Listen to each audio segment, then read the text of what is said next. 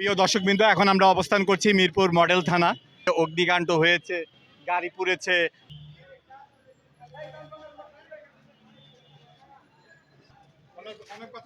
যেটা সাধারণ ছাত্রদের কখনোই কাজ না, এটা সাধারণ ছাত্র করে নাই। অতি উৎসাহী যারা সংসদে ভাঙচুর, গণভবন লুটপাট, এটা ছাত্ররা করে নাই।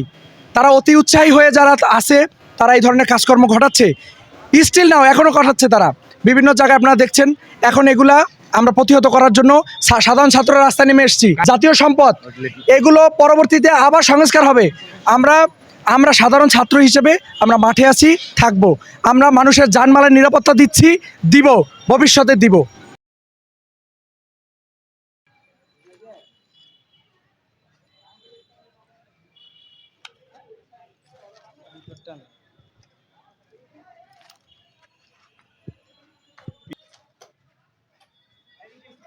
অনেককে বারণ করছি, আমরা মিছিলের সময় সবাই বলতেছি ভাঙ্গিস না, এগুলো আমাদের সম্পদ। ওরা কথা শুনবে না, ওরা প্রত্যেকবার আগে যাবে, প্রত্যেকবার ভাঙচুর করবে। ঠিক আছে, ওরা ভাঙচুর করতেই থাকবে, ওরা কারো কথা শুনবে না। ওরা কখনোই ছাত্র না, এগুলো আমাদের জন্যই বাঁধানো। ভাই কেন খাবার দাবার বাদ দিয়ে কেন আমরা থানায় বসে আছি? এটা রক্ষা করার জন্য বসে আছি, আমরা কেন ভাঙবো এগুলা? মিরপুর থানার ভিতরে এখনো পোড়ার গন্ধ।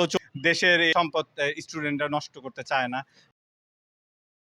যে দেশের থেকে কেউ পালিয়ে গেলে তাকে আনা হবে না, অবশ্যই তাকে কোনো না কোনোভাবে আমাদের এই দেশ, আমাদের এই জাতি, যারা এভাবে আমাদের নিরস্ত্র ভাই বোন মারা গেছে, এটার বিচার অবশ্যই হবে ইনশাল্লাহ। আপনারা জাস্ট পরিস্থিতি সুবিধা করার জন্য আমাদেরকে সহযোগিতা করুন।